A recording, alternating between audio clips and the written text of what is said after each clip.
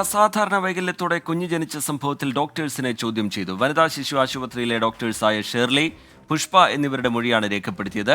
മനീഷ് മഹിബാൽ വിവരങ്ങളുമായി ചേരുന്നുണ്ട് ആലപ്പുഴയിൽ നിന്ന്. മനീഷ്, ഈ ഗർഭകാലത്ത് ചികിത്സ നടത്തിയ ഡോക്ടേഴ്സിൽ നിന്ന് വിവരങ്ങൾ ശേഖരിക്കുന്നു, അവരെ ചോദ്യം ചെയ്യുന്ന നടപടിയിലേക്ക് കടക്കുന്നു.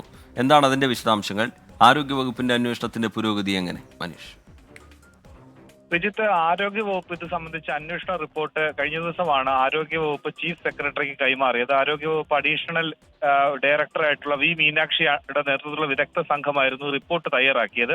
അതിനുശേഷമാണ് ആലപ്പുഴ ഡിവൈഎസ്പിയുടെ നേതൃത്വത്തിലുള്ള അന്വേഷണ സംഘം, ഇപ്പോൾ പോലീസ് അന്വേഷണ സംഘം ഡോക്ടർമാരായിട്ടുള്ള ആലപ്പുഴ വനിതാ ശിശു ആശുപത്രിയിലെ ഈ പ്രസവകാലത്ത് ഈ വൈകല്യമുള്ള കുഞ്ഞിന്റെ അമ്മയെ സുറുമിയെ ചികിത്സിച്ച രണ്ട് ഡോക്ടർമാർ, ഒന്ന് സീനിയർ ഗൈനക്കോളജിസ്റ്റായ ഷേർലി, മറ്റൊന്ന് പുഷ്പ, ഈ രണ്ട് ഡോക്ടർമാരുടെ മൊഴി ഇന്നലെ രേഖപ്പെടുത്തി. ഡിവൈഎസ്പി MR മധുബാബുവിനാണ് അന്വേഷണ ചുമതല.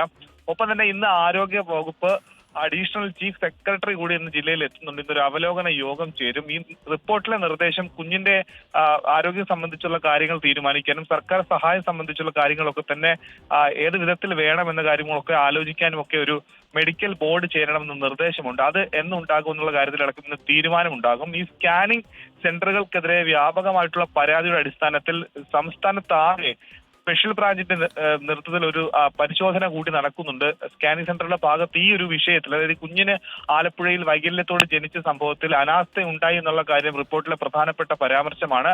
പക്ഷേ ഡോക്ടർമാർക്ക് താക്കീത് മാത്രം നൽകുകയായിരുന്നു. ഡോക്ടർമാർക്കുടെ ഭാഗത്ത് വലിയ വീഴ്ച ഉണ്ടായിട്ടില്ല, പക്ഷേ ശ്രദ്ധക്കുറവ് ഉണ്ടായിട്ടുണ്ട്. ഈ കുഞ്ഞിന് സ്കാനിംഗ് വിവരങ്ങൾ കൃത്യമായി മാതാപിതാക്കളോട് കമ്മ്യൂണിക്കേറ്റ് ചെയ്യാൻ സാധിച്ചിട്ടില്ല, അതടക്കമുള്ള വീഴ്ചകളുണ്ട്. അതിൽ പോലീസിന്റെ അന്വേഷണം കൂടി സമാന്തരമായി നടക്കുന്നുണ്ട്.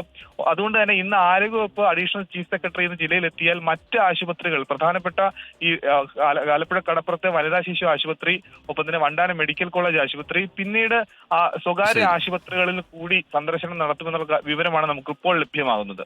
ശരി, മനീഷ് മഹിബാൽ ആലപ്പുഴയിൽ നിന്ന് വിവരങ്ങൾ നൽകുകയായിരുന്നു.